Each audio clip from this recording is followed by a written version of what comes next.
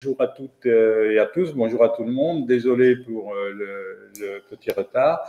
Je suis ravi cet après-midi d'accueillir Stéphane Rémy et Annette Glass, donc de la DGESP, ministère du Travail, et puis Jacques Abécassis, que vous connaissez déjà, puisque nous faisons pour la deuxième année en fait ce webinaire. Parce que l'année dernière, on a fêté la première année de Calliope, du référentiel national, et puis là, on se retrouve pour les 2 ans. Alors, on n'a pas apporté de gâteau, mais voilà. Bon alors, régime, alors. Cathy, tu pourras faire passer le diaporama aussi au fur et à mesure. Donc, le programme donc, de l'après-midi, d'abord, on va faire un point d'étape sur Calliope, où on en est. Les modalités de déroulement des audits, comment ça se passe. En particulier, maintenant, il y a quand même pas mal de personnes qui commencent à se lancer dans les audits de surveillance. Voilà. On parlera un petit peu du marché de l'accompagnement, parce que c'est un marché en plein essor aussi, l'accompagnement. L'usage de la marque Calliope, qui a des règles très précises. Vous avez ça dans la charte d'usage de la marque. Et puis, les perspectives du référentiel national, son évolution, les perspectives d'évolution de Calliope. Et puis, quelques questions-réponses. Alors, nous ne prendrons pas les questions de la salle, parce que nous n'aurons pas le temps, mais nous essaierons de faire un question-réponse ultérieur plus tard par un document. Et puis, on prendra comme 2 ou 3 questions qui nous ont été envoyées par avance. Voilà. Donc, point d'étape. Alors, nos amis de la DGESP, donc Stéphane et Agnès, c'est nombre de certifiés, nombre de prestataires en cours de certification, enfin, les chiffres. Voilà. Bon, allez, je vais m'autoriser quand même une phrase d'introduction avant de vous communiquer les chiffres. D'abord pour vous remercier de nous donner effectivement à nouveau l'occasion d'échanger et de faire un point d'étape sur la démarche qualité. Je soulignais que c'est un des 12 chantiers, je ne vais pas tous les citer, mais c'est juste pour replacer quand même dans le contexte de la réforme de la formation et de l'apprentissage, qui a été initié avec la loi du 5 septembre 2018. Et évidemment, au-delà de la loi, ce sont de nombreux décrets d'application, des arrêtés, des questions-réponses, des foires aux questions, enfin pas mal de choses. Et puis une année, évidemment, dont on sort à peine, qui est l'année de pandémie. On n'en est pas encore officiellement sorti, et ça a eu évidemment un impact majeur sur l'année 2020. Je pense qu'il faut bien le mesurer aussi, en particulier pour l'offre de formation que j'imagine la plupart d'entre vous représentez. Avec une fermeture aux usagers quand même le 16 mars 2020 et un confinement total. Et je pense que c'est vraiment important de se souvenir qu'on a vécu cette période exceptionnelle, très contraignante, même si on a réussi, je crois, collectivement à assurer la continuité pédagogique, notamment en matière d'apprentissage, mais pas que, aussi pour la formation des salariés et plutôt des demandeurs d'emploi. C'était important de pouvoir aussi assurer cette continuité pédagogique, et puis progressivement, évidemment, au fur et à mesure des différents déconfinements, on a pu retrouver un chemin un peu plus normal. Et puis depuis quelques semaines, quelques jours, encore plus. Mais voilà, on est encore dans une période qui reste difficile. Il y a eu quand même beaucoup d'interventions de la puissance publique. Je pense notamment au plan de relance, qui a permis quand même d'irriguer aussi un certain nombre de solutions pour les entreprises, en complément de tout ce qui a été fait au titre de l'activité partielle, qui a quand même été l'amortisseur principal du choc économique et social que l'on a rencontré. Mais on en a profité aussi pour essayer de garder le lien avec la connaissance, avec la compétence, notamment à travers le dispositif FNE Formation. Et je pense que c'est important aussi de mesurer ce qu'ont été aussi les efforts, et ça continue avec des exigences qui sont un petit peu plus renforcées sur le volet 2021, mais on a toujours cet accompagnement auprès des entreprises, des salariés, et donc de fait, évidemment, l'offre de formation qui est au rendez-vous. Donc, la démarche qualité, elle a un rendez-vous qui a été décalé au 1er janvier 2022, compte tenu évidemment de l'impossibilité de réaliser les audits dans de bonnes conditions. On a aussi fait évoluer un certain nombre de textes pour permettre notamment la réalisation de ces audits initiaux à distance. Donc, c'est important, c'est une modalité évidemment qui est assez intéressante par rapport au contexte que l'on a connu, et puis d'une manière générale de l'enjeu de digitalisation, d'hybridation des formations. C'était déjà un enjeu avant la réforme. Là, clairement, ça s'est accéléré et c'est encore devant nous. Donc, adaptation des textes réglementaires et donc ce rendez-vous qui est fixé au 1er janvier 2022. Donc, les données que je vais vous communiquer sont des données qui ont été arrêtées au 15 juin. Donc, c'est important d'avoir ce point de repère. On a donc au 15 juin 10 712 organismes qui ont été d'ores et déjà certifiés Calliope. Donc, on a passé là le cap des 10 000 organismes, 10 712 pour être très précis. Et là aussi, c'est intéressant en termes de dynamique. On a 9 331 organismes de formation qui sont engagés dans la démarche de certification. Donc, quand vous cumulez les deux, vous avez un cap là aussi de plus de 20 043 prestataires de formation qui sont soit d'ores et déjà certifiés Calliope, soit qui sont en cours de certification. Donc, on a encore quelques mois devant nous, évidemment, pour permettre à d'autres organismes d'engager la démarche, qui vont pouvoir l'engager dans les prochaines semaines. Il faut évidemment ne pas perdre de temps, parce que plus on se rapproche de l'échéance, plus les choses, évidemment, peuvent être difficiles en termes de calendrier, même si je voudrais quand même rassurer de ce point de vue-là aussi ceux qui nous écoutent, et notamment ceux qui n'ont pas encore initié leur demande de devis auprès d'un organisme certificateur. Il y a 29 organismes certificateurs, la liste est publique, vous pouvez la trouver facilement sur le site du ministère. Donc l'assiette des organismes certificateurs qui vous permettent de vous certifier est assez importante. Elle est même, c'était une des craintes qu'on avait, je me rappelle, dans les premiers échanges, on vous interpellait en disant mais est-ce que vous pensez qu'on aura suffisamment d'organismes certificateurs? Là, objectivement, la réponse est oui.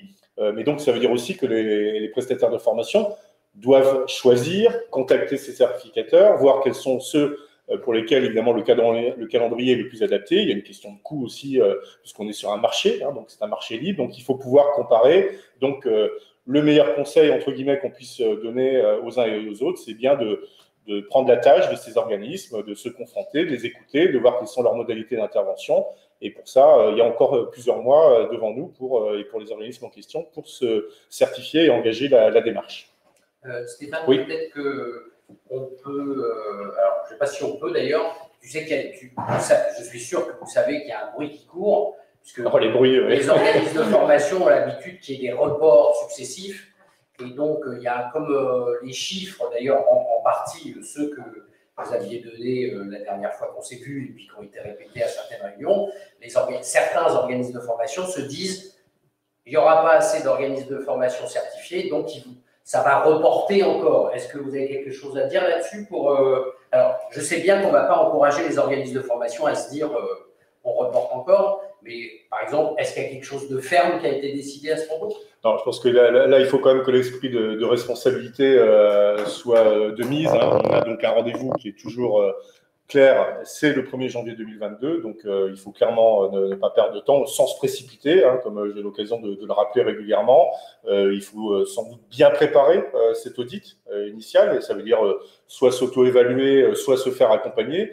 C'est tout aussi important pour que justement, lors de l'audit, les choses se passent bien, parce que les durées d'audit, elles sont relativement courtes.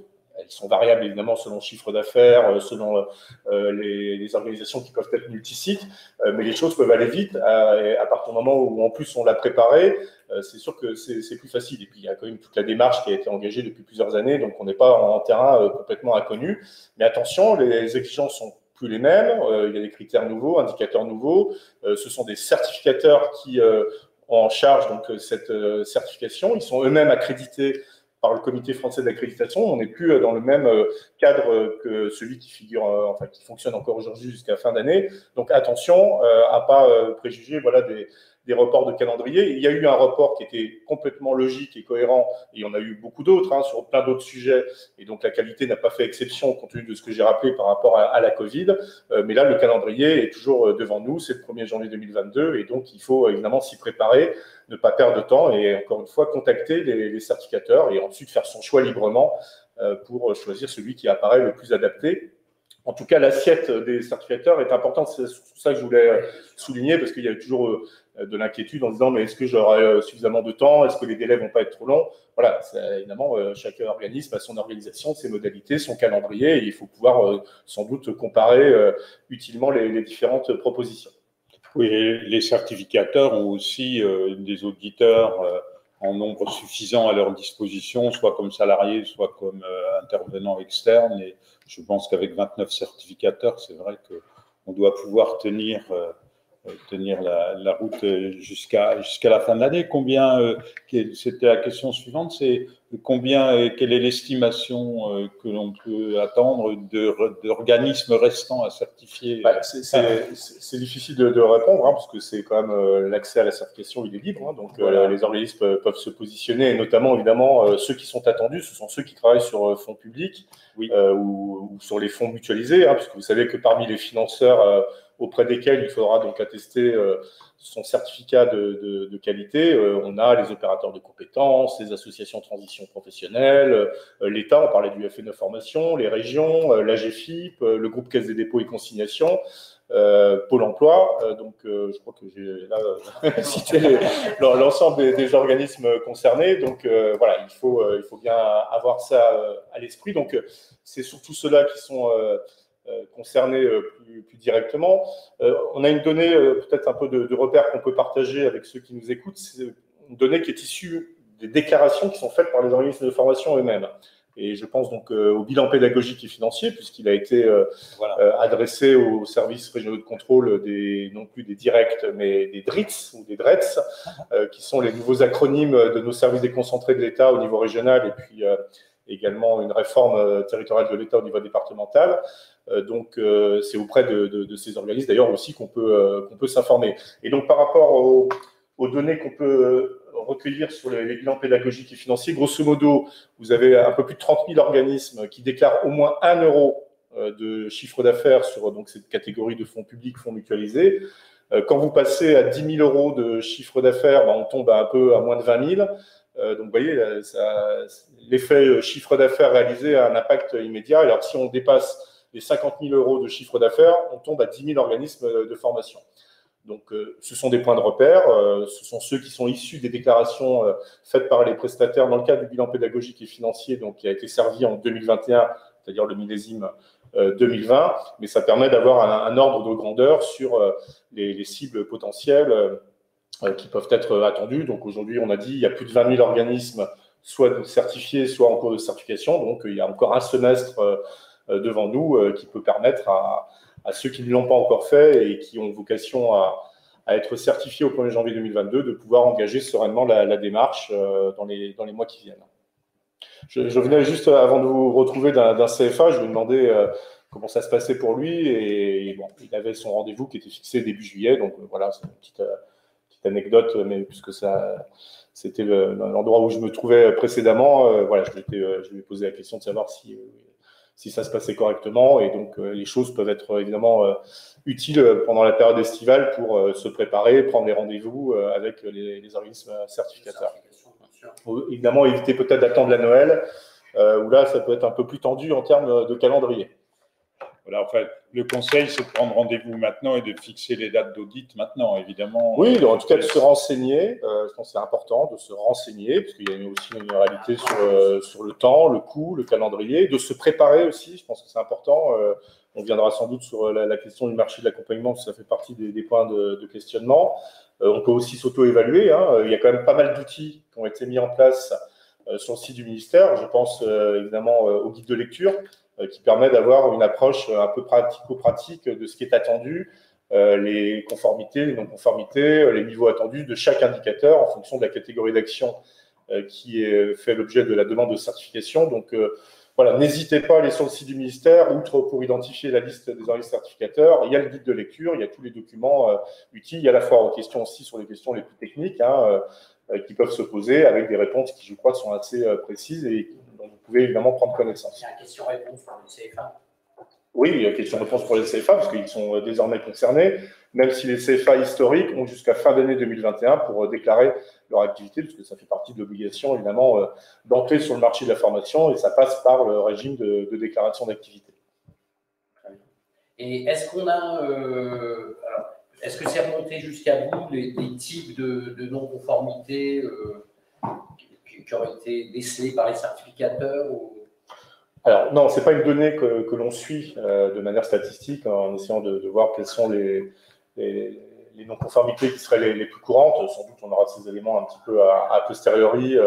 Par contre, en fonction des retours qu'on a pu avoir avec les organismes certificateurs, et on a évidemment des échanges réguliers avec eux, c'est ce qui a permis parfois de faire évoluer le guide de lecture. Je pense notamment sur l'accueil des personnes en situation de handicap. Il a fallu un petit peu préciser quelles étaient les responsabilités en la matière. Donc, les quelques évolutions qu'il y a eu, notamment sur le guide de lecture, sont souvent issues aussi des échanges qu'on a pu avoir, non seulement avec des organismes de formation qui ont pu faire remonter des questionnements, mais aussi évidemment avec les organismes certificateurs.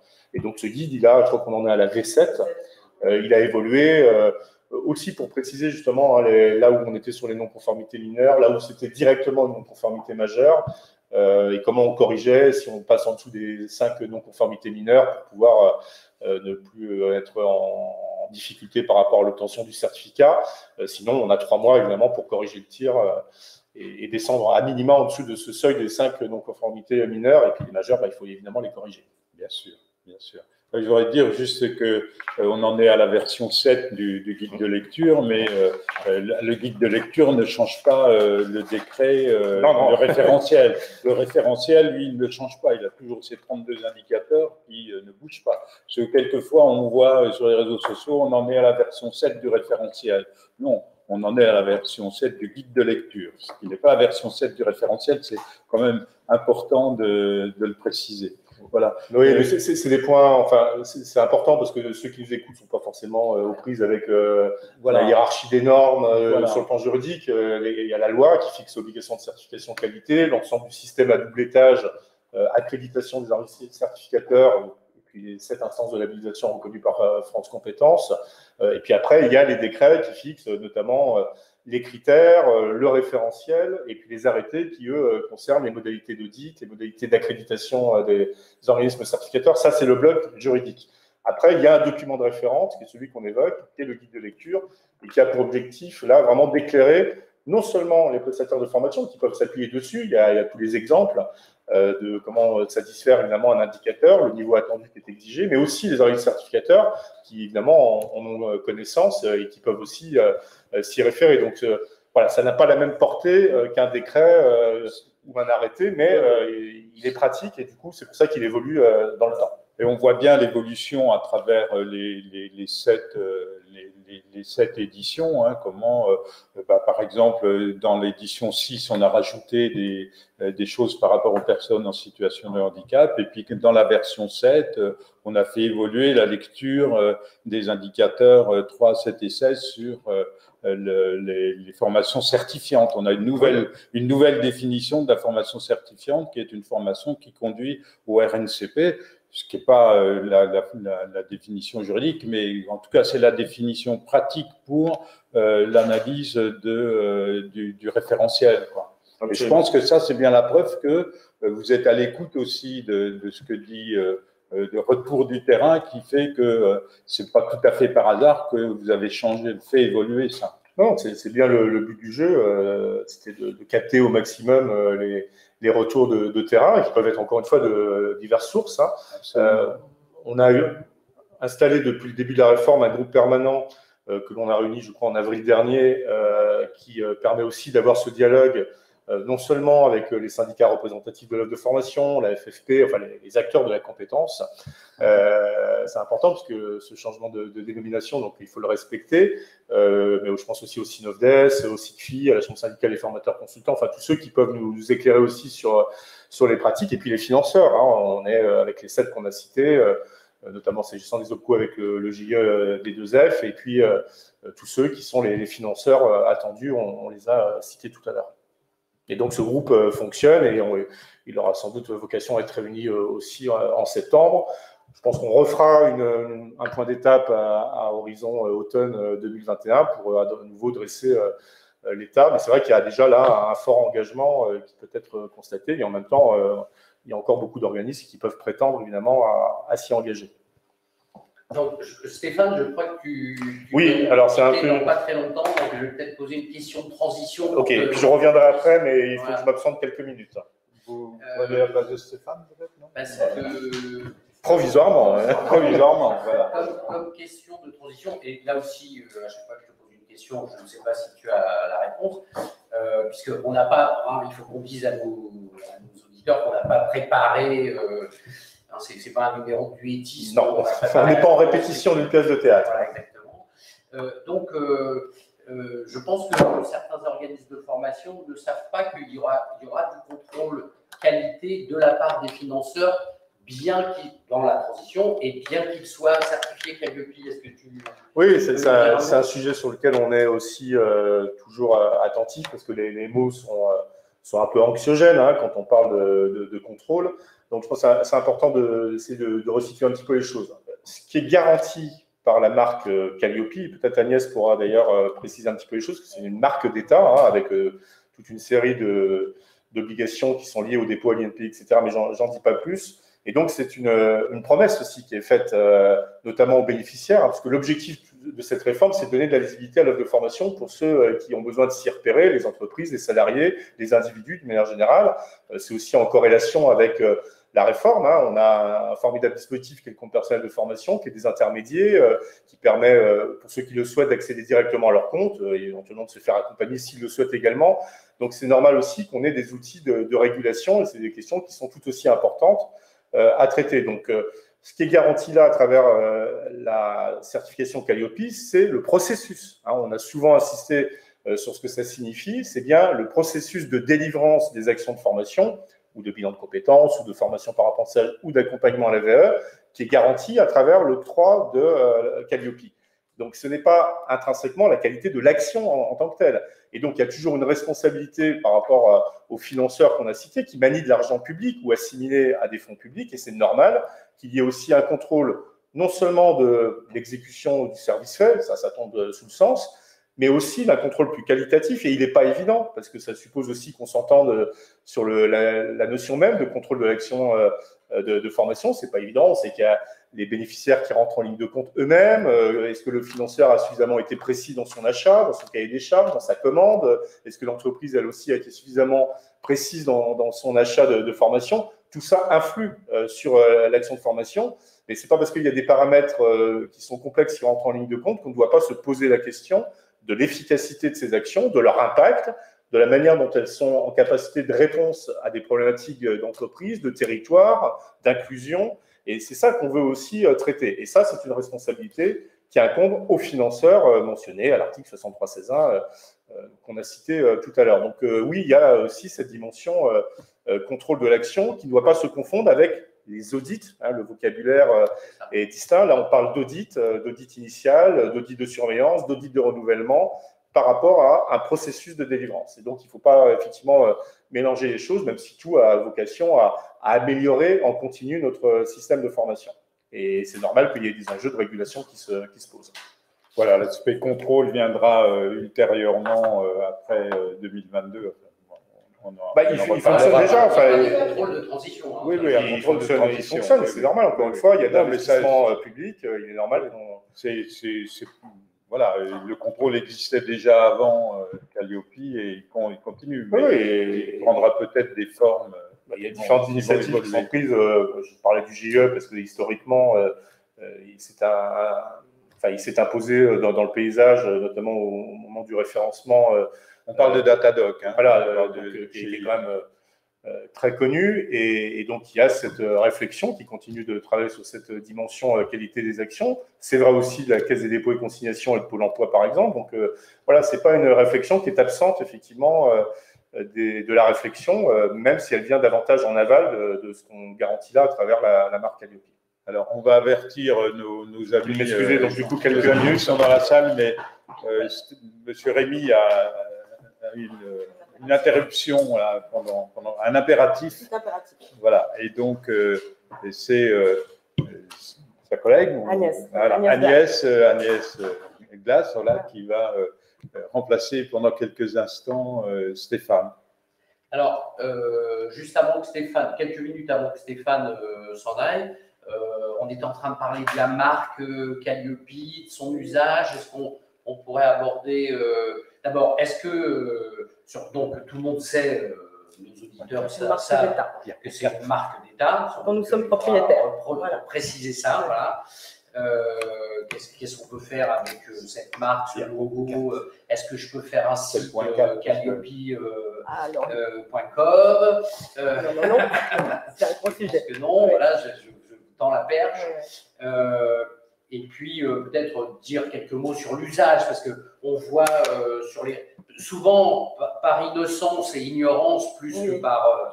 Enfin, pas toujours, mais enfin, d'après ce que j'ai vu, nous avons vu, c'est souvent par ignorance. Mais on va mettre le logo Calliope à côté de sa formation, on va le mettre en présentation. Alors, donc du coup, effectivement, Calliope est une marque de garantie de l'État dont nous sommes propriétaires, qui a fait l'objet d'un dépôt à l'INPI avec le règlement d'usage et ses annexes, dont la charte d'usage dont vous avez parlé tout à l'heure, mais aussi la charte graphique.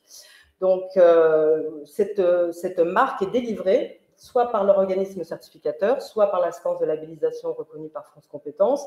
Et au moment de la délivrance donc, du certificat qualité, le certificateur transmet effectivement l'usage de la marque aux bénéficiaires certifiés. Donc, du coup, ce qui veut dire, à contrario, c'est que tous les organismes de formation qui ne sont pas certifiés Calliope ne peuvent absolument pas utiliser… dire, je suis en démarche Calliope, de toute façon, cet usage est transféré, le gestionnaire, c'est-à-dire de la marque, pour le compte de l'État, c'est bien le certificateur. Donc, il y a une lourde responsabilité, il audite et il délivre la certification, il délivre l'usage de la marque aux certifiés. Donc, la charte d'usage est assez claire. On a fait un document assez pédagogique finalement, parce qu'un règlement d'usage, c'est un document juridique qui est transmis à l'INPI et donc qui est très compliqué, très complexe.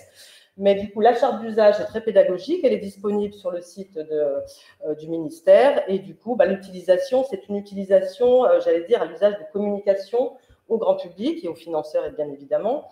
Avec des précautions d'usage, c'est-à-dire qu'effectivement, on ne peut pas inclure ce logo de partout et n'importe comment.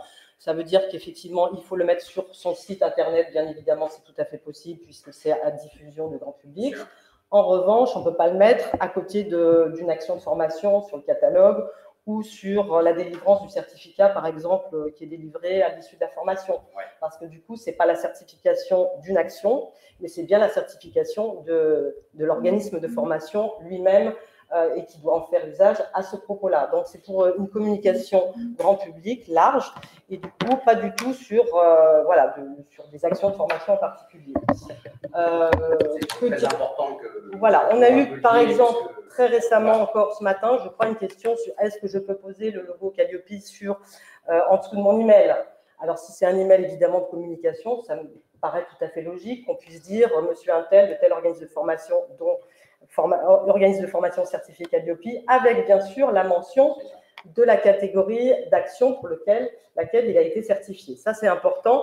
C'est vrai que j'ai vu un petit peu sur les réseaux sociaux, alors pas tout et n'importe quoi, c'est pas ce que je veux dire, mais des gens qui sont très, très fiers et très contents d'être certifiés. Donc, ils montrent leur certificat. Alors, sur le certificat, c'est très bien parce qu'elle a justement la catégorie d'action qui est mentionnée.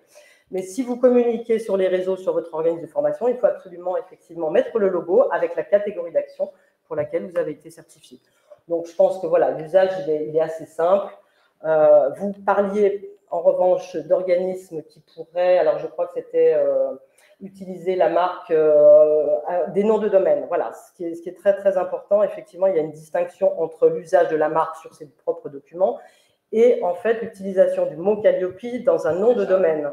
Et là, c'est très problématique parce qu'effectivement, le nom de domaine, c'est interdit d'avoir ce mot Calliope dans le nom de domaine. Et du coup, nous, on enclenche des procédures pour faire supprimer ces noms de domaine et les récupérer puisque nous sommes propriétaires de la marque. Donc voilà, il y a des actions qui se passent bien d'ailleurs en général. Oui, si l'organisme est certifié, il a fait une erreur de jugement. Alors quelquefois, c'est vrai qu'il y a des pages qui renvoient à d'autres pages. Donc là, on est dans des sous-domaines et là, c'est un peu plus compliqué. Et effectivement, on ne va pas aller jusque-là, mais le nom de domaine, il est effectivement protégé et il est interdit. Donc, c'est assez clair. Et puis après, pour vérifier, alors on a aussi nos services régionaux de contrôle dans les DRETS qui peuvent faire aussi des contrôles auprès des organismes de formation, comme c'est leur domaine de compétence, et aller vérifier aussi que la publicité qui est faite et l'usage de la marque est fait correctement. Alors, ça peut être effectivement… demande juste de corriger le tir et en général, il n'y a pas de souci. Hein. Oui, Après, effectivement, le problème, c'est plus sur des organismes de formation qui ne seraient pas certifiés et qui, du coup, utiliseraient cette marque qui, finalement, est très convoitée, j'allais dire, et qui a déjà une valeur. Oui. Ah bah, elle a Une très bonne valeur sur le marché. Et du coup, elle est très convoitée, elle est très subtilisée, on va dire, par certains, mais je pense que alors, pour le moment, évidemment, on lance des mails à nos certificateurs aussi pour savoir est-ce que vous avez certifié celui-ci ou pas, parce que pour l'instant, nous n'avons pas encore la liste de tous les organismes de formation certifiés sur le marché. En revanche, à partir du 1er janvier 2022, la liste publique qui existe déjà, hein, la liste publique des organismes de formation que tout le monde peut consulter sur data.gouv.fr. Vous tapez juste dans un moteur de recherche liste des OF. Voilà, 102 667 hier. Je l'ai téléchargé hier. On était à 102 667 organismes ayant un NDA, un numéro de déclaration d'activité. Voilà. C'est beaucoup. Dans un futur proche. Donc, dans un futur très proche, c'est-à-dire dans 6 mois, dans le temps qu'il vous reste pour être certifié, vous apparaîtrez, dès lors que vous êtes certifié qualité, vous apparaîtrez dans cette liste publique comme vous l'êtes à l'heure actuelle, mais il y aura une information supplémentaire sur la qualité. Donc, on saura si vous êtes certifié oui ou non, et ensuite, pour quel type de catégorie d'action. Ce sera dans le même fichier, dans le même fichier Excel DataGouv. Voilà. Et en revanche, les financeurs auront accès, alors via une API, etc., mais par un autre canal informatique, cette fois, ils peuvent accéder effectivement par ce document Excel disponible pour tout le monde, mais ils pourront être directement connectés chez nous pour savoir qui est certifié ou pas, avoir les listes, la transmission des listes et vérifier, du coup, avant de financer un organisme qu'il est bien certifié qualité à compter du 1er janvier 2022. Et est-ce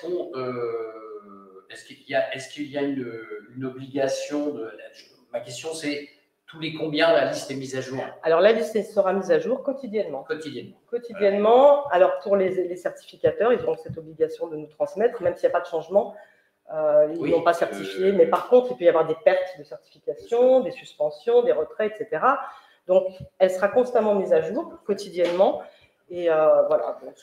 Est-ce que le nom du certificateur sera précisé ou pas? Sur la liste, non. Non, l'important, c'est l'organisme certifié Calliope, peu importe par quel certificat. Exactement, on n'a pas à le savoir. Je pense que on n'a pas spécialement à le savoir. Et je voulais préciser que justement, on aura aussi les établissements d'enseignement supérieur qui sont réputés, certifiés qualité, qui n'ont pas besoin d'être audités. Enfin, ils peuvent le faire s'ils le souhaitent, notamment s'ils veulent utiliser la marque. Mais ceux-ci seront… il y a un sous-entendu. Il y a un petit sujet. Vous avez compris. Il y a un petit sujet là-dessus. Mais en tout cas, tous ces établissements d'enseignement supérieur qui sont évalués par le HCRS, la CTI, etc., des organismes du supérieur d'évaluation, apparaîtront aussi sur la liste avec la certification qualité. C'est certifié ou réputé. Et avec les catégories d'action, puisque eux, ils sont finalement réputés qualité sur toutes les catégories. Donc, il y aura une croix sur les 4 catégories. Voilà. Par contre, pour l'OF lambda, il y aura peut-être une seule catégorie, celle qui l'aura obtenue. Voilà. Très bien. Merci beaucoup. C'est précieux parce qu'en fait, nous entendons, et vous aussi, j'en suis sûr, il y a des questions sur tous ces sujets. Et comme c'est un peu, on a eu la même chose, vous savez, pour la pandémie, il y a des tas de gens qui disent je ne suis pas la DGEFP, mais, vous voyez, donc, comme on a eu, j'étais pas médecin, mais là, c'est je ne suis pas la DGEFP, mais c'est d'avoir l'information de votre bouche même est très précieux. Je ne sais pas si vous avez d'autres questions sur l'usage de la marque, mais je pense que voilà. En fait, je crois, vous l'avez dit, c'est-à-dire qu'il faut absolument s'astreindre à lire ces 2 documents qui sont très courts, et très explicites. Il y a même des exemples de ce qu'il ne faut pas faire. Donc, il faut prendre la peine 5 minutes de lire. Oui, on a été bien. Voilà. Alors, on avait une question récemment justement de ça, c'est est-ce que je peux mettre mon Calliope sur mes PowerPoint de présentation pendant une formation? Je dis, mais c'est la réponse, vous l'avez donnée, c'est-à-dire que c'est pas l'action de formation qui est certifiée, mais l'organisme. On ne sait pas bien ce que le logo Calliope vient faire dans un support pédagogique.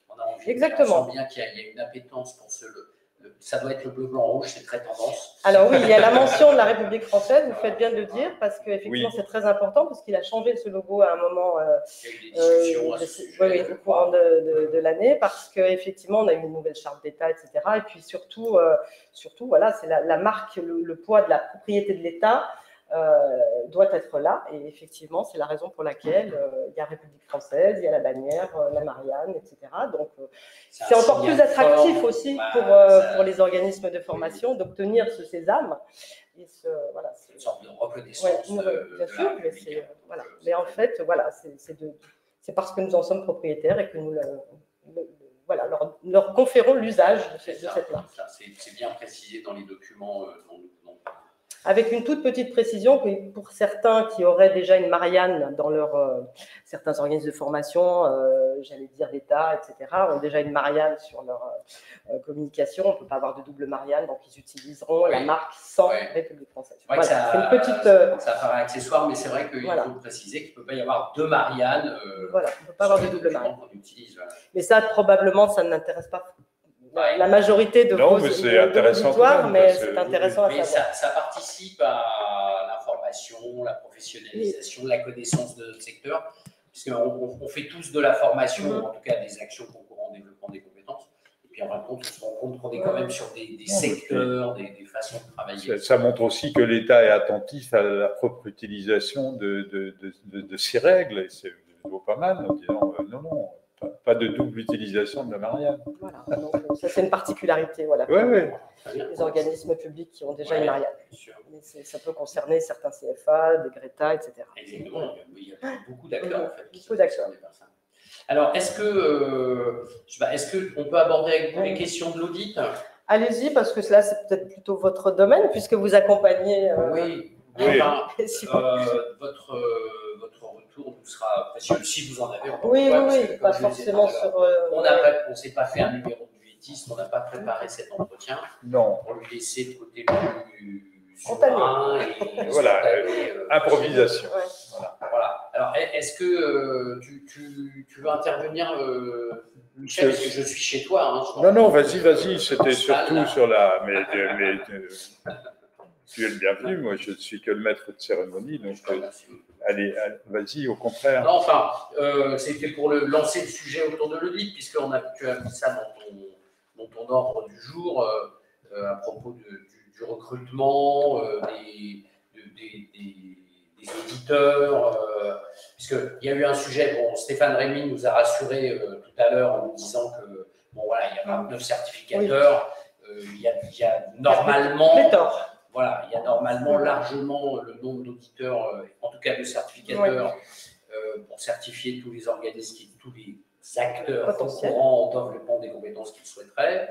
Et puis, c'est un sujet, je crois qu'on parle assez régulièrement, de la formation des auditeurs. Oui, voilà, on a un sujet sur la formation des auditeurs par les certificateurs, et puis aussi leur propre évolution sur certains indicateurs, quelquefois, où on a envie de les retourner en disant, mais faites-vous vous-même aussi votre propre indicateur 23, parce que de temps en temps, et je donne des exemples comme ça pour illustrer un petit peu le propos, mais quand un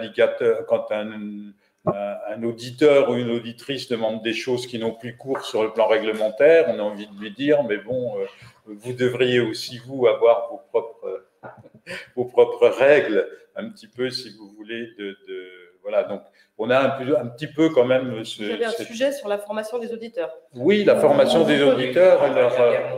Les certificateurs, en général... C'est-à-dire, en tout cas, je vais commencer par le risque, puisqu'on parle de qualité, et que la qualité, c'est d'anticiper des risques. Le risque, c'est qu'en situation de surchauffe de demande, on fasse appel à des gens, à des auditeurs qui n'ont pas soit totalement les compétences qu'il faudrait dans le domaine de la formation, plus rarement dans le domaine de l'audit. Il faut dire que la plupart des certificateurs que nous connaissons, en fait, ils ont un dispositif de formation et d'intégration de leurs nouveaux auditeurs. Voilà, de leurs nouveaux auditeurs. Il y a des réunions chez la plupart des certificateurs entre auditeurs pour échanger sur les difficultés souhaité rencontrer. Voilà. Nous, forcément, comme on est sur le terrain auprès des organismes qui sont aussi nos clients, on est sensible aux remontées qu'ils nous font sur. Il y a forcément enfin, évaluer, c'est porter un jugement de valeur. Donc voilà.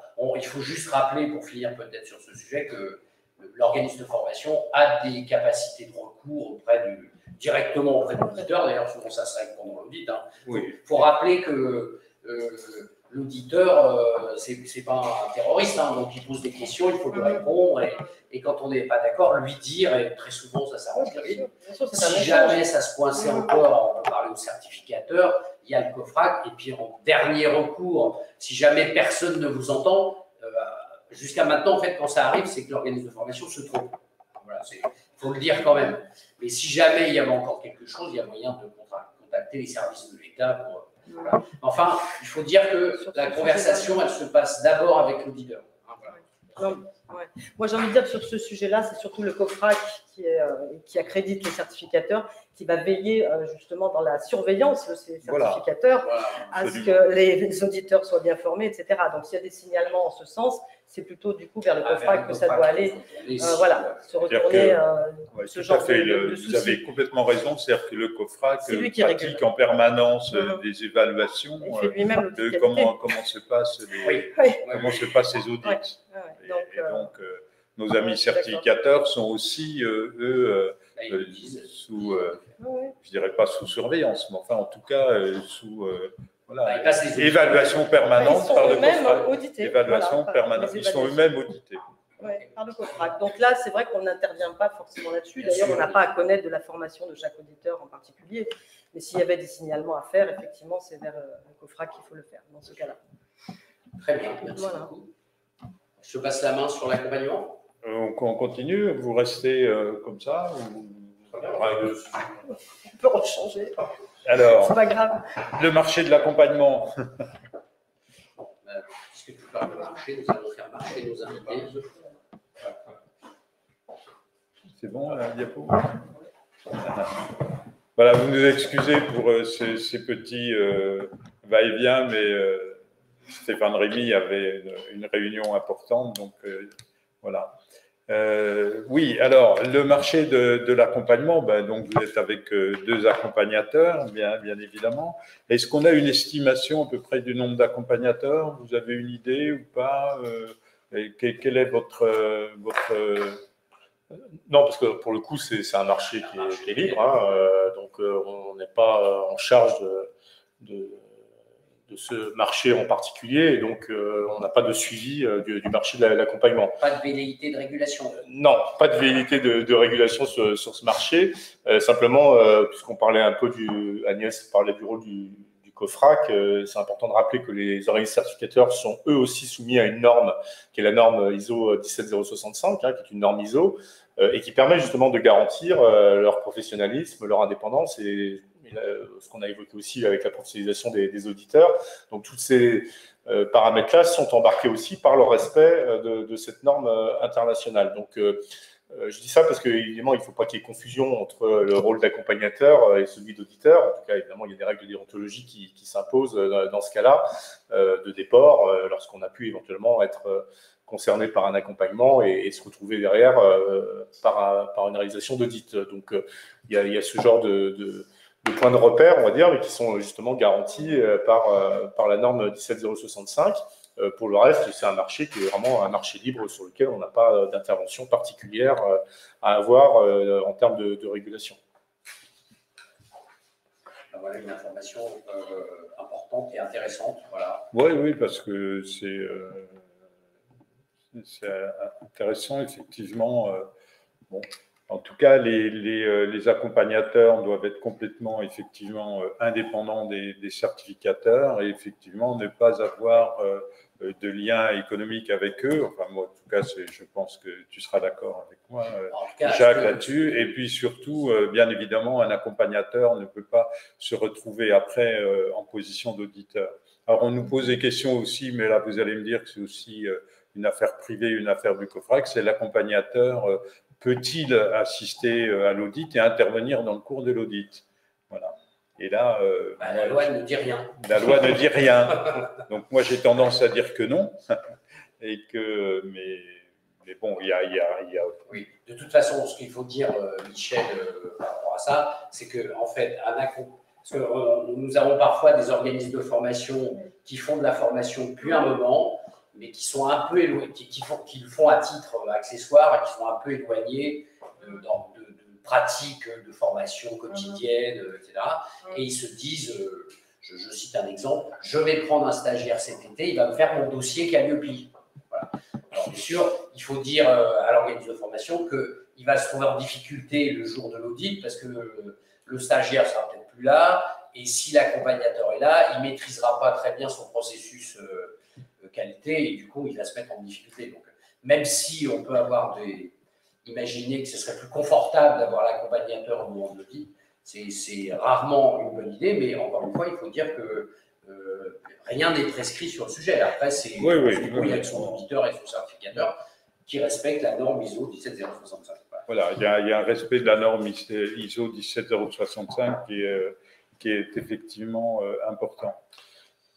Après, en écoutant ce que disait Jacques, je me dis que c'est aussi l'occasion de rappeler que la démarche qualité, elle doit être aussi utile. C'est pas quelque chose qui doit être vécu comme une contrainte administrative, mais alors je dis pas que certains le vivent pas comme ça, mais je le regrette, mais l'enjeu, il est quand même, c'est pas de je confie, d'ailleurs la première chose qu'on dit un peu par amusement, c'est de dire surtout n'allez pas chercher un responsable qualité, mais plutôt de penser l'intervention de l'ensemble des équipes, des animateurs, des intervenants en formation, de l'équipe administrative, de l'équipe commerciale, c'est tout ça qui contribue alors évidemment en fonction de la taille, et puis des fois il y a des sites, il y a des conclusions avec des sous-traitants, des contrats de prestation de services, des conventions, tout ça rentre dans la logique aussi de celui qui est certifié et qui doit avoir cette maîtrise de la chaîne, hein, d'où la fonction centrale qu'on a mis évidemment particulièrement en avant, c'est-à-dire la maîtrise de ce processus qualité. Et donc c'est tout ça qui est embarqué, c'est pas simplement une personne qui va garantir, enfin de notre point de vue, en tout cas de tous ceux qui ont approché la matière qualité, ont plutôt été dans ce sens et de se dire que c'était bien quelque chose qui doit être pensé collectivement et non pas confié. Bon, après, chacun peut le faire comme il veut, hein, si on veut confier ça à un stagiaire, mais je suis pas sûr que ce soit de bonne politique et au contraire, plutôt se donner l'occasion de penser son positionnement. C'est ça qui est l'enjeu, son positionnement par rapport aux financeurs, par rapport à ses clients, de repenser son organisation. Il y a des nouveaux dispositifs qui ont été mis en place. Le compte personnel de formation, qui est quand même un nouveau marché avec des nouvelles règles du jeu, le plan de développement des compétences, l'apprentissage qui prend un essor tout particulier et qui est assuré désormais par le financement des OPCO. Donc, c'est cette occasion-là qu'il faut saisir pour repenser son business, son marché, sa relation clientèle. Je pense que c'est plutôt ça qu'il faut valoriser dans le cadre de la démarche qualité. Il y a un numéro intéressant de Centre Info là, qui est sorti, alors, je ne sais plus, la semaine dernière ou il y a quelques jours, qui relate assez bien les choses, les enjeux. Il y a eu le rapport aussi d'études de l'enquête de France Compétences. Donc tout ça montre bien les enjeux qui sont posés à travers la démarche qualité. Et c'est aussi le sens du critère sur l'environnement socio-économique, juridique dans lequel on évolue. Et ça donne effectivement un peu de sens à ce critère en particulier. Voilà, c'est la grande différence aussi avec ce qu'on a connu avant avec Datadoc, où il s'agissait de faire un dossier. Donc, on voit de temps en temps apparaître qui est-ce qui peut m'aider à faire mon dossier Calliope. On ne fait pas un dossier Calliope qu'on enverrait à l'autre bout de l'Internet en attendant un retour de quelqu'un qui dirait votre dossier est valide, alors allez-y, vous pouvez former, on peut vous financer. On est passé là vraiment complètement à autre chose, avec une vraie appropriation de la démarche qualité. Effectivement, non plus par une personne qui fait un dossier, mais ça doit être pris en charge par l'ensemble de l'équipe et de voir tous les processus, l'ensemble du processus de délivrance, effectivement, d'un projet de délivrance d'une action de formation, comment vous conduisez un processus de délivrance d'un bilan de compétences ou d'un accompagnement à une VAE ou d'un apprentissage. Et c'est vrai que les processus sont semblables, c'est pour ça qu'on a des indicateurs communs, mais aussi différents, c'est pour ça qu'on a des indicateurs spécifiques. Absolument. Et donc, on est avec un mécano qui est complètement différent de simplement faire un dossier administratif. Et je terminerai juste là-dessus. Moi, quand des clients me demandent si je peux être là, je dis, mais c'est comme si vous me demandiez d'être une béquille pour vous soutenir pendant l'audit. Donc, c'est une contradiction par rapport au travail que j'aurais fait. Parce que si vous avez encore ça veut dire, ça veut dire que c'est très bien, c'est une déclaration publique. Voilà, donc il y a une contradiction, je trouve, dedans. Enfin bon, c'est un autre débat. Oui, c'est pas. Mais c'est eux le candidat, c'est le client. C'est le candidat qui est. Voilà. Sinon, ils seront obligés de dire Michel, tu as réussi l'audit. Oui, c'est ça, voilà. Non, puis on voit.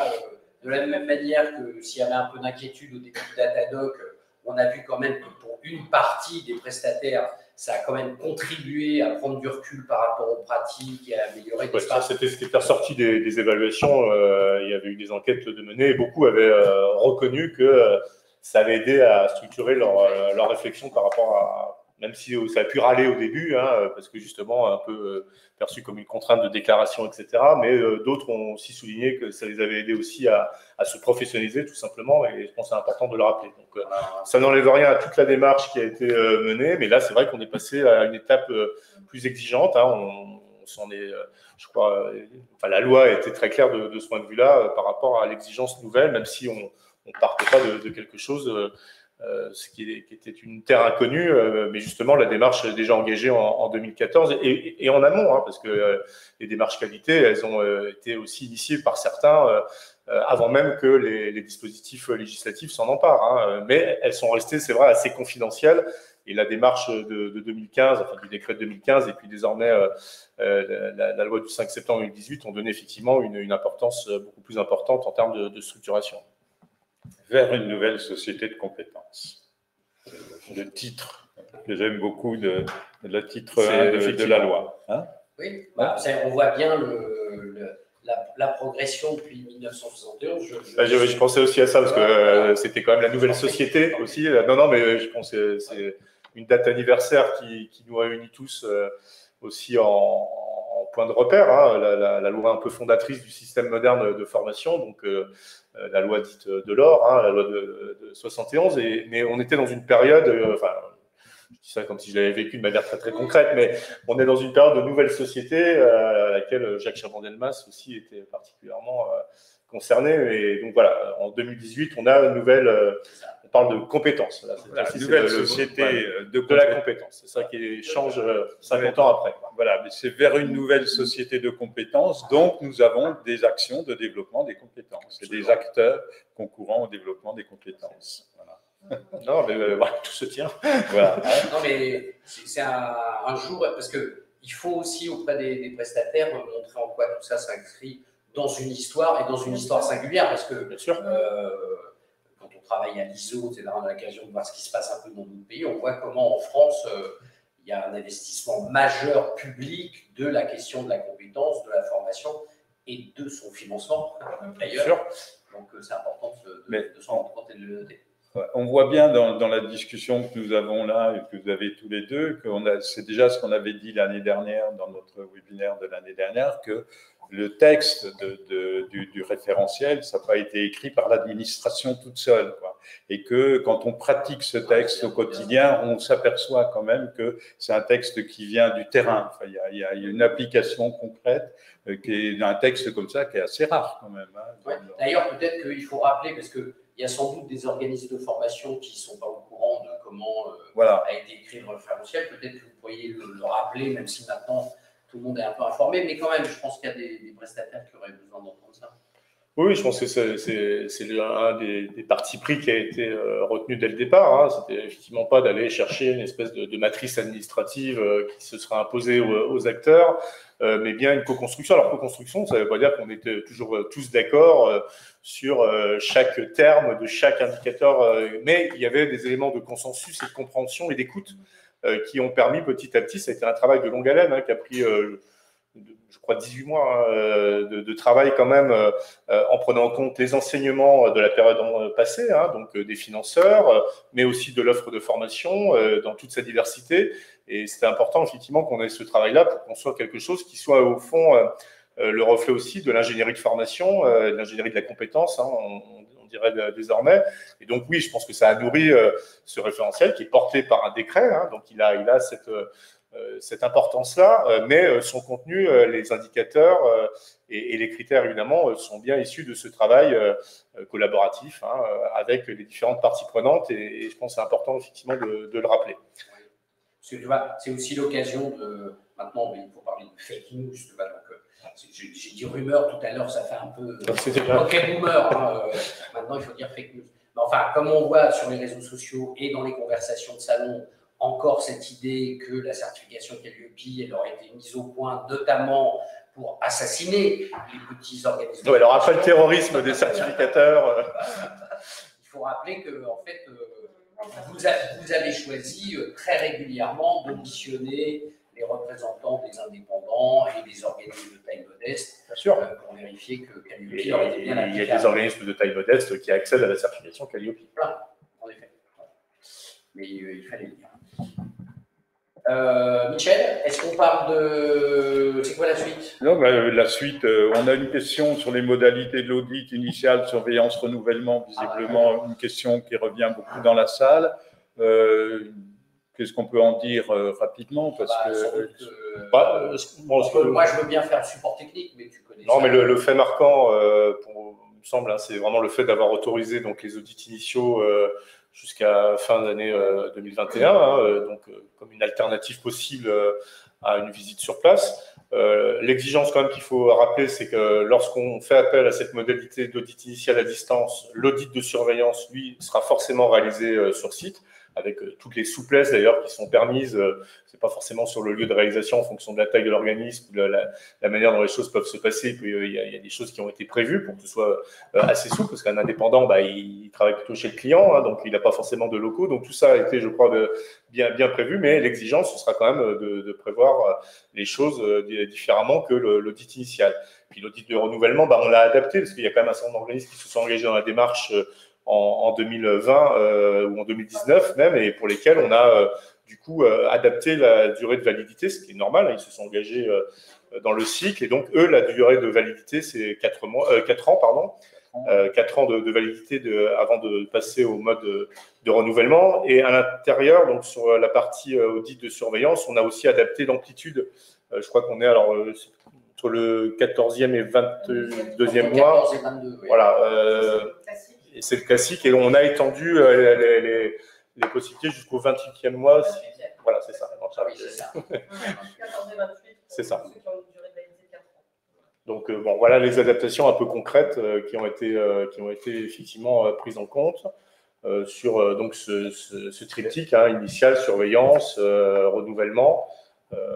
Voilà, l'audit initial se fait sur la base du dernier bilan pédagogique et financier. Et puis, si on n'a pas produit de bilan pédagogique et financier pour les nouveaux arrivants, ce sont les éléments de comptabilité qui permettent de renseigner sur le chiffre d'affaires et qui servira de base de calcul pour assurer la durée de l'audit. Enfin voilà, les choses sont assez précises dans les différentes situations auxquelles on peut se confronter, parce que ça reste un marché libre, hein, et dynamique, la formation. Donc, on a beaucoup d'organismes qui entrent sur ce marché, puis on a beaucoup aussi qui en sortent. C'est aussi un point un peu marquant du marché de la formation. Toujours sur les mêmes chiffres que les années précédentes, c'est-à-dire, tu nous avais dit la dernière fois qu'en gros, je ne vais pas dire le chiffre parce que tu dois t'en rappeler, mais on a à peu près il y a toujours le même nombre de sortants. C'est assez stable. Je regarde Agnès parce que tu as peut-être. J'avais les chiffres. Voilà, je vous tire un peu. Non, mais il y a plusieurs milliers d'organismes. 14 000, c'est ça. Entre tous les 14 000 tous les ans qui rentrent sur le marché. Il y a un peu moins qui en sortent. Qui finalement cessent leur activité ou deviennent caduques pour X raisons. Donc on peut dire que d'ailleurs, si tu en as vu plus de 100 000, c'est que donc il y a eu une légère augmentation par rapport aux années précédentes. Donc on est sur un solde plutôt positif l'année en année. Il y a peut-être l'effet CFA justement. Alors il y a le CFA qui arrive déclaré, hein, les anciens qui n'étaient pas déclarés qui se déclarent, plus les nouveaux, et il y a beaucoup de CFA et d'entreprises, etc. qui vont sur le marché aussi. Hein. Alors, je vous tirerai bien un peu plus encore sur la technique, mais on est d'accord que les certificateurs, les certificateurs savent gérer tout ça, mais comme c'est des questions qui peuvent, qu'on entend, par exemple, en ce moment, on entend certains certificateurs qui indiquent aux auditer, je vais dire ça comme ça, qu'en fait, ils vont réduire la durée des audits de surveillance quand ils ont lieu, parce qu'il n'y a pas de déplacement. Alors, est-ce qu'il y a une doctrine là-dessus, ou en dehors du fait que, bien sûr, on ne peut pas faire 2 certifications en même temps, 2 audits en même temps, puisque ça, c'est des choses qu'on entend. Ce qui est sûr, c'est qu'on ne peut pas faire non plus un jour et demi en une journée. Parce que je me rappelle, je crois que c'est une des. Voilà, c'est un peu ça. Je pense qu'on a déjà eu, je crois, l'occasion de rappeler un petit peu les choses par rapport aux organismes certificateurs. Donc, ils savent qu'ils doivent faire quand même attention. Il y a des durées qui sont prévues en fonction du nombre de sites. Et donc, ça doit être respecté. Et on ne fait pas tenir un jour et demi en une journée. Voilà. Un peu symbolique, mais la situation, quand même, s'était posée très concrètement. Et donc, on a apporté ce genre de précision dans le question-réponse. Merci beaucoup. On peut parler peut-être de l'évolution du guide de lecture, puis avant de passer aux questions, puis aux questions finales pour faire le bilan après 2 ans, qu'on terminera la conclusion générale par ça. Est-ce qu'on peut déjà prévoir un peu les prochaines évolutions du guide de lecture? Il y a une version 8 en préparation. Alors, pour l'instant, il n'y a pas de V8 en préparation, mais si on a une prochaine, ce sera une V8 forcément. Donc, voilà. Non, mais le ministère s'applique encore une fois, pour nos organismes. C'est vraiment notre parti pris par rapport à ça, c'est de se dire qu'à partir du moment où il y a des demandes qui sont un peu portées collectivement, ou voilà, c'est pas une demande particulière qui va être le fait générateur, ou alors il faut vraiment qu'elle soit d'une pertinence absolue, mais il faut que ça ait un intérêt pour tout le monde. Sinon, on ne va pas modifier évidemment le guide de lecture en permanence. En revanche, s'il y avait des précisions qui étaient apportées ou des éléments de preuve, c'était ça les sujets que l'on avait, c'est-à-dire s'il y a un élément de preuve qui n'est pas exhaustif dans le guide de lecture est identifié et qu'il a un intérêt pour les organismes de formation, bah, effectivement, ça fait partie des évolutions que l'on pourrait avoir. Donc, il peut encore évoluer et en fonction aussi de la situation de ce qui nous remonte. Les éléments de preuve, pardon. J'ai une suggestion, moi. Oui. On est en direct, hein, messieurs, dames. Donc là, vous n'étiez pas au courant. En fait, il semblerait, quand je dis semblerait, en fait, je suis assez sûr que vous le faites, mais que la Caisse des dépôts et consignations et les membres du GIE, du Datadoc, je vais dire comme ça, tout le monde comprend de quoi je parle, refuseraient. Les 2 F, je crois. Oui, c'est ça, c'est le GIE. Et donc, en fait, refuserait. Il y a un indicateur, qui est l'indicateur 30 du critère 7, mais faites-moi confiance. Qui dit qu'on doit recueillir. Vous avez prévenu que j'allais vous tirer vers le. Ah oui, là, c'est recueillir les avis des financeurs. Voilà. Et alors, il sur semblerait quoi que ces d'abord? financeurs, en tout cas pour deux catégories d'entre eux, les membres du GIE, donc du Datadoc, et la Caisse des dépôts. La Caisse des dépôts, on a même un courrier officiel qui dit ça.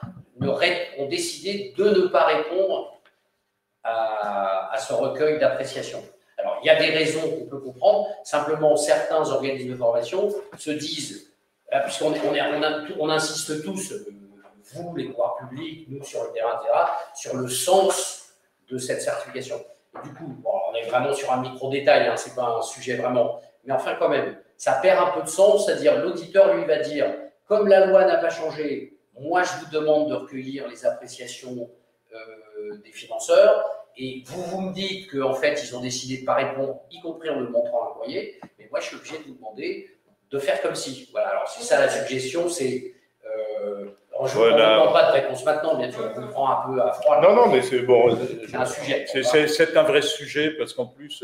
le questionnement, c'est je dois les interroger sur quoi, les financeurs? Parce qu'ils n'étaient pas, c'est encore autre chose, mais c'est sur la relation administrative que nous avons avec lui, laquelle relation administrative n'a pas nécessairement beaucoup d'impact sur la façon dont le processus est conduit.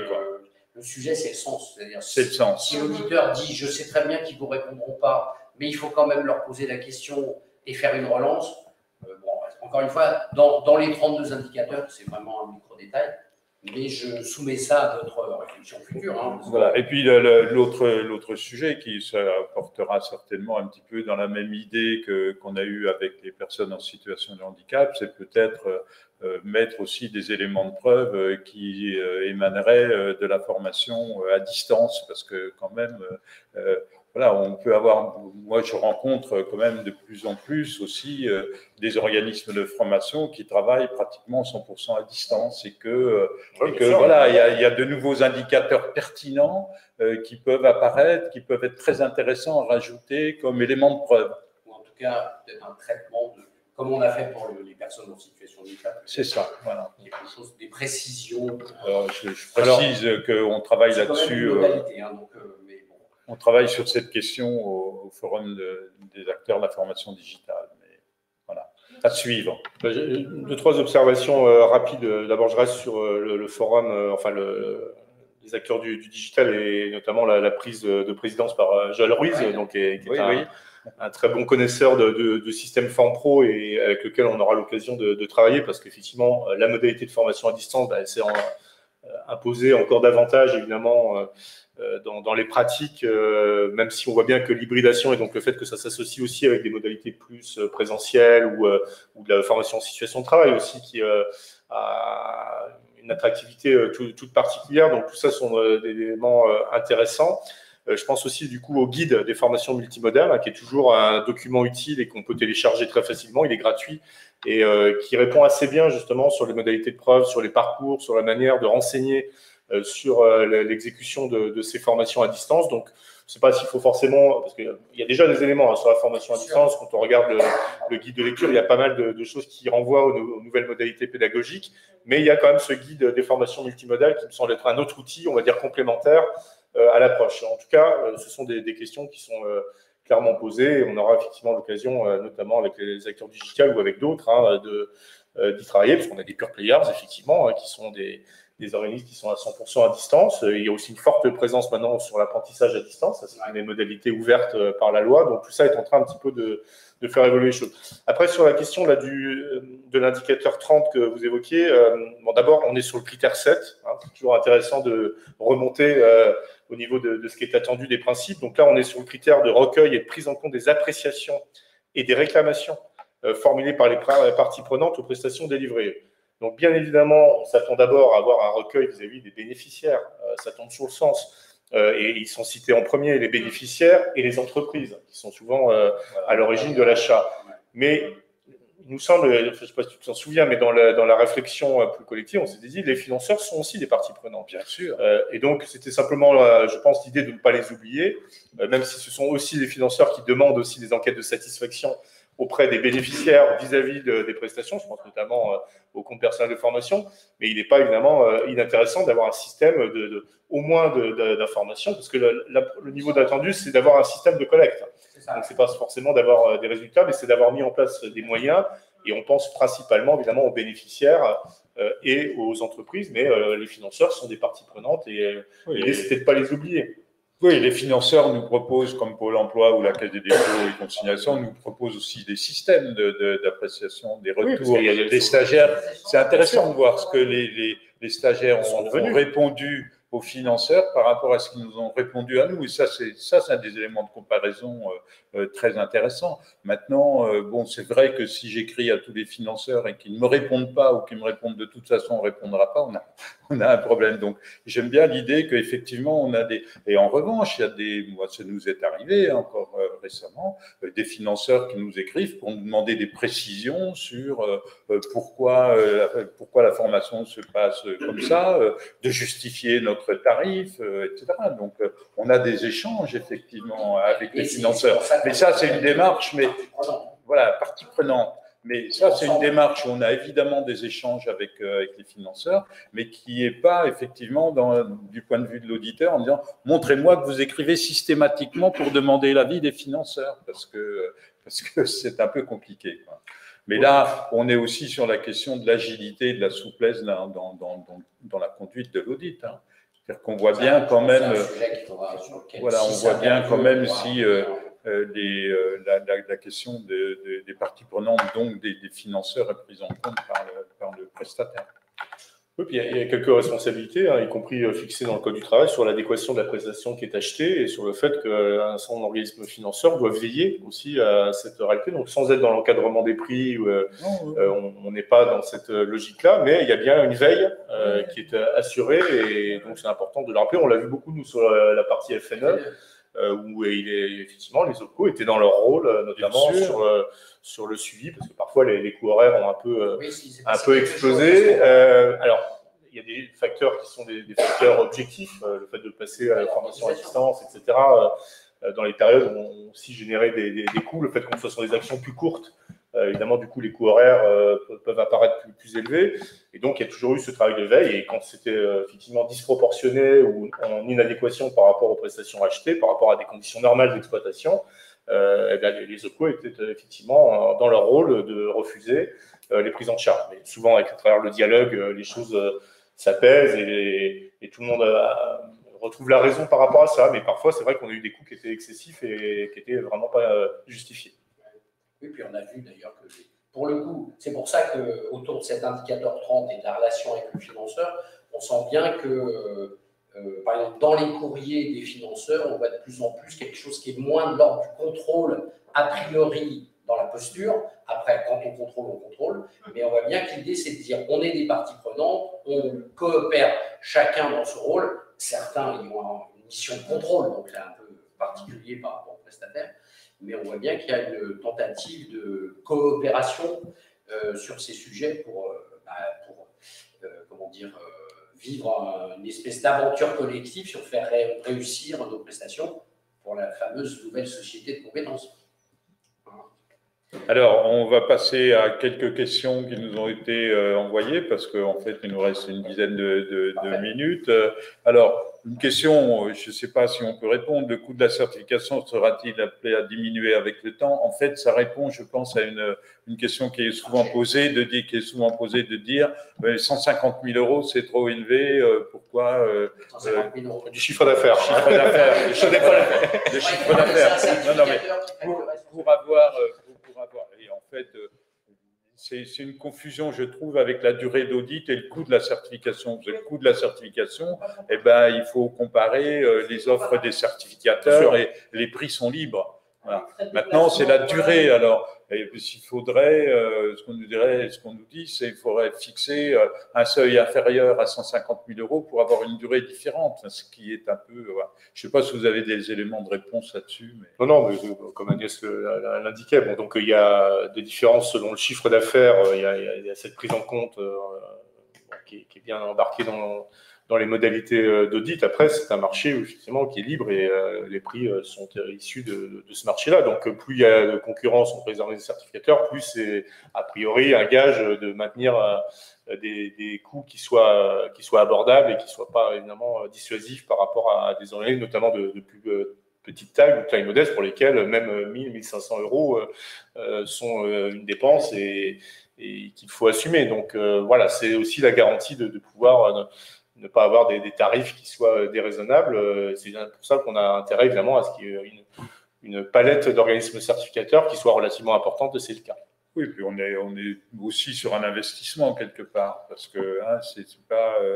voilà, il y a la question le sens. Il y a la question du coût, mais aussi il y a la question du rapport en face du coût. Oui, et puis derrière, il y a quand même une marque. Il y a une marque. C'est aussi, bon, je pense qu'Agnès, du coup, on a bien parlé, mais je veux dire, c'est aussi, quand on parlait d'objectif de lisibilité, c'est le fait de pouvoir aussi adosser son organisme à une marque, à une promesse aussi qui est faite aux usagers, aux entreprises, aux individus.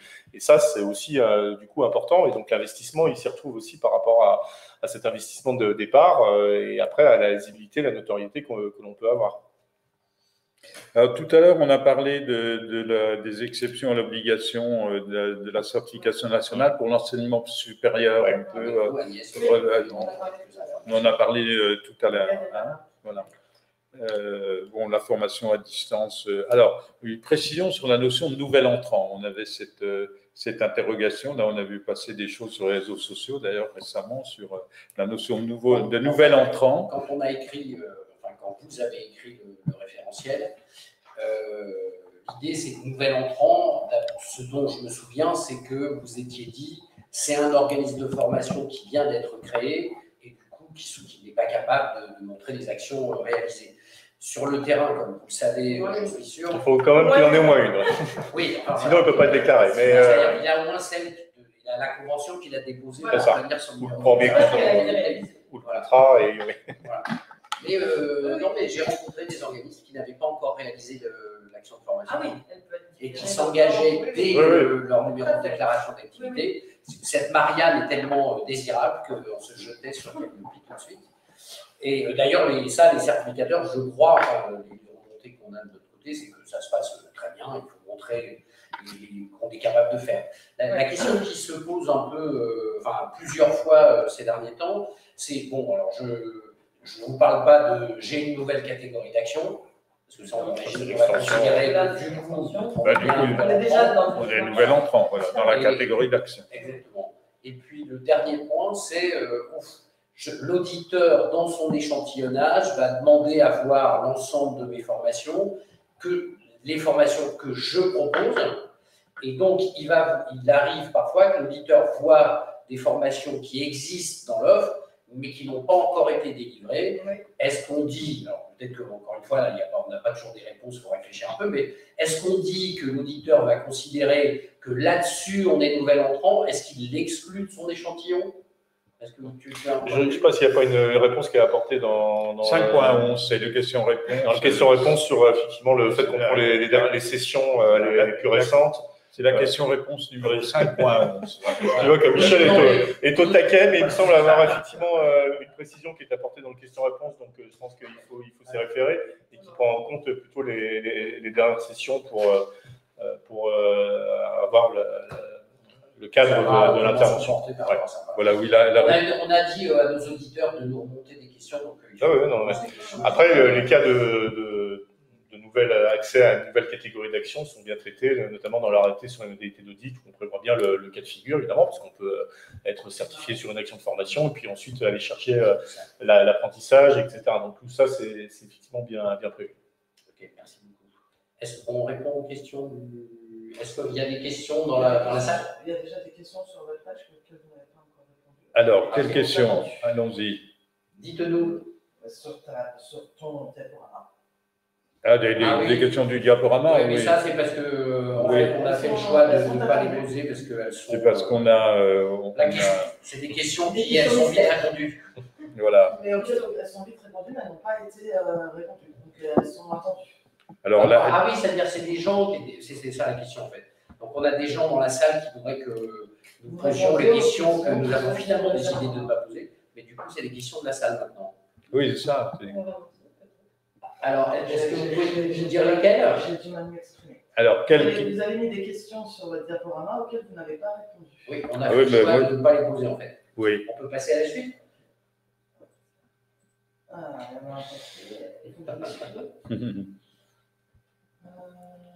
Donc, vous avez donné des chiffres au tout début du webinaire. On aimerait savoir en fait quelles sont les sources et comment les retrouver. Les sources de la TGFP, on ne peut pas. Non, mais les sources, elles sont évidentes. C'est celles qui sont issues des organismes certificateurs, puisque c'est eux qui informent évidemment l'administration, et c'est une obligation de transmission. Ça fait l'objet d'un arrêté qui concerne donc ces organismes certificateurs et les instances de labellisation, et c'est ce qui va permettre la liste publique, parce que peut-être derrière cette question on peut en parler, mais vous l'avez déjà mentionné, donc qui sera la liste publique au 1er janvier 2022 et qui permettra d'identifier les organismes selon les certificats. Donc la source, c'est évidemment celle qui est issue des organismes certificateurs, et elles ont des obligations de transmission qui seront d'ailleurs quotidiennes à partir du 1er janvier 2022. Obligation faite aussi pour les instances de labellisation avec des modalités un petit peu différentes, mais qui sont aussi qui permettront d'alimenter la liste publique et du coup de permettre aux financeurs, à tout à chacun, de pouvoir s'y référer. Est-ce qu'il serait possible de me donner un lien pour que je puisse le transmettre? On le mettra dans le compte-rendu écrit que l'on fera avec le verbatim que l'on publiera plus tard. Il y a un intérêt pour ces deux chiffres. Oui, bien sûr. C'est normal, on a toujours, bien sûr. Intérêt de savoir où en sont les autres avant d'y aller. Mais voilà, donc les chiffres sont ceux qui sont transmis par les organismes certificateurs à instance de labellisation. Si on a terminé 43, est-ce qu'il faut que j'y aille maintenant? C'est ça. Est-ce que j'ai pas encore. Chacun prend ses responsabilités. Voilà. En tout cas, il est temps d'y aller si ce n'est pas fait. Un mot de conclusion sur, en fait, le bilan après 2 ans. qu'est-ce qu'on peut dire? C'est un succès, il y a une demande, il y a quand même.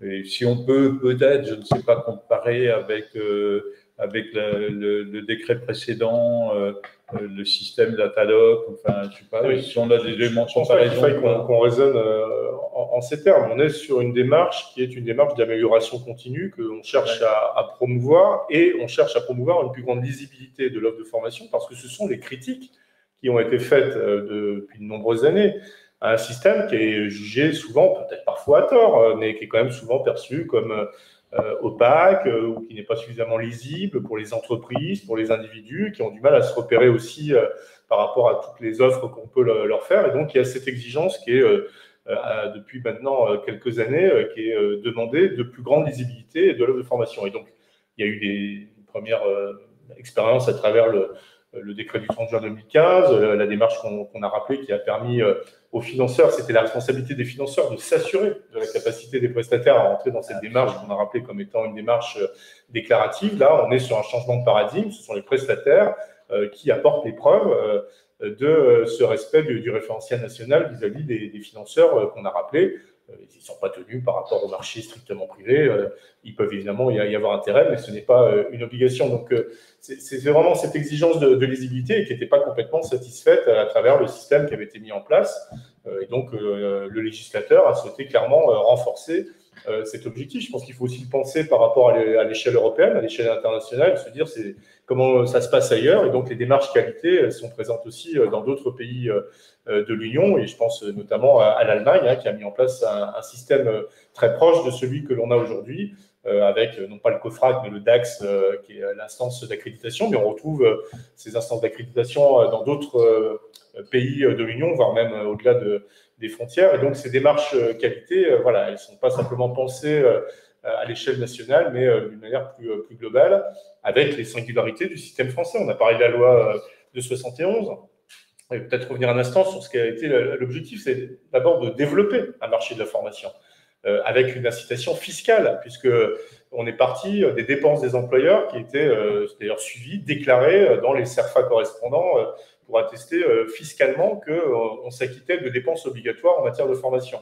Donc, la démarche que l'on a entreprise maintenant depuis un certain nombre d'années, c'est d'aller au-delà de cette logique fiscale pour aller davantage vers le sens même de ce que l'on cherche à promouvoir, c'est-à-dire une efficacité de notre système qui investit quand même beaucoup d'argent public, et il est quand même normal qu'on puisse avoir un retour sur cet investissement de la puissance publique et de l'investissement qui est mis selon les différents financeurs, et de se dire qu'on a vocation à travailler ensemble sur l'amélioration continue. C'est ça, encore une fois, que l'on cherche à atteindre, et donc cette certification est un outil, un moyen pour y contribuer. Merci beaucoup. C'est un joli mot de conclusion. Il faudra en dire un autre, parce que en fait, je suis harcelé sur mon téléphone pour une question qui se poserait éminemment sur comment se passent les audits de surveillance, parce qu'il y a un certain nombre d'organismes de formation qui sont certifiés, qui sont au bord déjà, qui se rendent compte que la durée de l'audit de renouvellement est parfois très courte, ça peut être une demi-journée pour certains d'entre eux, et qui veulent savoir comment ça se passe. Alors, vous m'avez eu, et je vous prie de m'excuser, dire il faut demander au certificateur, et puis rappeler que l'arrêté du 6 juin 2019 sur les modalités d'audit précise comment il faut faire. Donc, je le dis à voix haute et publiquement, ça, que Michel et moi ne soient pas agressés à la sortie du On a répondu à la question. Est-ce que vous avez quelque chose à dire là-dessus? Non, mais je pense qu'il faut regarder ce que prévoit l'arrêté. Nous, ce qu'on a cherché à rappeler, c'était à la fois le timing, le calendrier qui s'est élargi pour ceux qui s'étaient engagés dans la démarche initialement et qui bénéficient donc de ces durées aménagées, mais pas de spécification nouvelle sur l'audit de surveillance qui fait partie effectivement de la chaîne logique. Oui. C'est une discussion qu'il faut avoir aussi avec le certificateur quand on est dans son audit initial. Déjà dire, on peut déjà commencer à parler de comment on va se revoir environ dans 18 mois. Quoi. Après, il y a l'analyse de risque, par exemple, qui est aussi dépendante de ce qu'ont été les résultats du cycle initial. S'il y a eu un certain nombre de non-conformités, etc., forcément, ça va générer un audit de surveillance qui va plus particulièrement travailler sur l'analyse de risque, et ça paraît assez logique.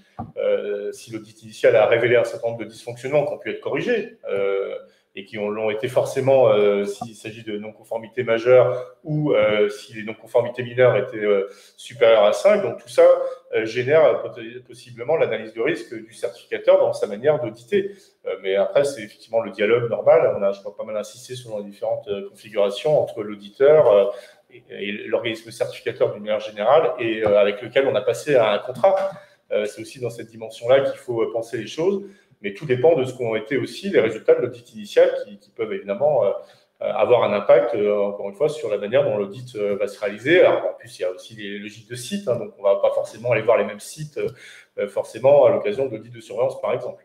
Juste une précision, tout à l'heure, tu as dit que